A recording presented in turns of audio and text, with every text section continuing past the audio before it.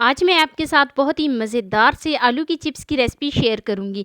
अच्छा, जो आलू की पकौड़ियाँ होती हैं उसके ऊपर बेसन किस तरीके से ऐड किया जाता है, किस तरीके से उसकी कोटिंग की जाती है, स्टेप बाय स्टेप मैं आपको बताऊंगी। तो चलिए जी, शुरू करते हैं अपनी आज की वीडियो शुरू करने से पहले यहाँ पर आपसे एक छोटी सी रिक्वेस्ट है कि चैनल पे न्यू है तो प्लीज़ चैनल को जल्दी से सब्सक्राइब कर दें और बेल आइकॉन को लाजमी प्रेस कर दें ताकि मेरी हर वीडियो का नोटिफिकेशन आप तक सबसे पहले पहुंच सके।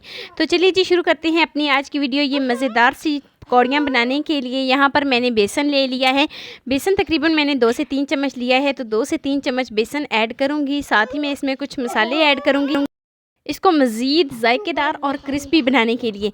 तो यहाँ पर मैं इसमें 1 चम्मच कुटा हुआ धनिया ऐड करूँगी, 1 चम्मच मैं इसमें कसूरी मेथी ऐड करूँगी और 1 चम्मच मैं इसमें नमक ऐड करूँगी।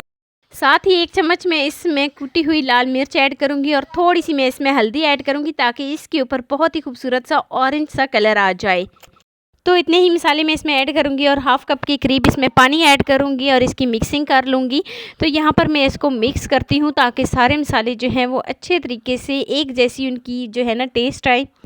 तो अच्छे तरीके से इसकी मिक्सिंग करने के बाद तो इसको मैं साइड पे रखती हूँ, जो मैंने बैटर तैयार किया है, और चलते हैं जी नेक्स्ट स्टेप की तरफ। तो नेक्स्ट स्टेप में अपने टाइम को बचाने के लिए यहाँ पर मैंने जो है ना आलू को कट कर लिया था। राउंड शेप में मैंने इसकी कटिंग कर ली थी। तो कटिंग की अगर बात करूँ तो ना ही मैंने बहुत ज़्यादा इसको मोटा कट किया है और ना ही बहुत ज़्यादा पतले, ताकि ये चिप्स ही ना बन जाएं। तो एक इस तरीके से उठाऊंगी। अब इसकी कोटिंग कर लेते हैं। तो कोटिंग किस तरीके से करेंगे, दोनों साइडों से बहुत ही अच्छे तरीके से जो बैटर मैंने बना के रखा है वो लगा लेते हैं। तो देखें, दोनों साइडों से बहुत ही अच्छे तरीके से लग गया है। तो दूसरी तरफ जो घी है वो भी फुल गर्म हो गया है। तो गरम गरम घी में मैं एक एक करके इसकी कोटिंग करूँगी। इसके ऊपर बहुत ही अच्छे तरीके से बैटर लगाऊंगी और इनको फ्राई कर लूँगी। तो फ्राई मैं तब तक इसको करूँगी जब तक आलू जो हैं वो बिल्कुल सॉफ्ट नहीं हो जाते और ये फूल नहीं जाते। तो देखें जी, काफ़ी हद तक जो हमारी पकौड़ियाँ हैं वो फूलना शुरू हो गई हैं। साइड को उलट पुलट करेंगे, गोल्डन सा कलर आ जाए तो मतलब कि हमारी मज़ेदार सी पकौड़ियाँ जो हैं वो रेडी हो गई हैं। तो देखें जी, यहाँ पर दोनों साइडों से बहुत ही अच्छा सा खूबसूरत सा कलर आ गया है। तो यहाँ पर अब मैं इसको निकाल लेती हूँ। तो उलट पुलट करने के बाद एक दफ़ा चेक कर लेते हैं कि दोनों साइडों से वाकई में गोल्डन सा कलर आया है। तो दोनों साइडों से बहुत ही अच्छा सा गोल्डन कलर आ गया है। तो मैं इनको निकालती हूँ और सर्व कर लेती हूँ।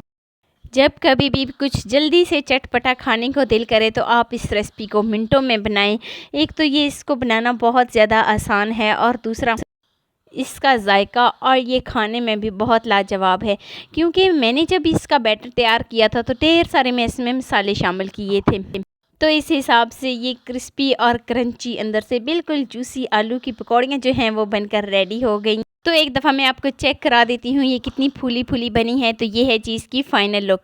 तो कैसी लगी जी मेरी आपको आज की वीडियो आपको ज़रा सी भी अच्छी लगी हो तो लाइक लाजमी कर देना। फर्स्ट टाइम है चैनल पे तो चैनल को लाजमी सब्सक्राइब कर देना और बेल आइकॉन को लाजमी प्रेस कर देना। मिलते हैं जी नेक्स्ट वीडियो में एक नई और मज़ेदार सी रेसिपी के साथ। अपना बहुत सारा ख्याल रखना, अपने से ज़्यादा दूसरों का। अल्लाह हाफिज़।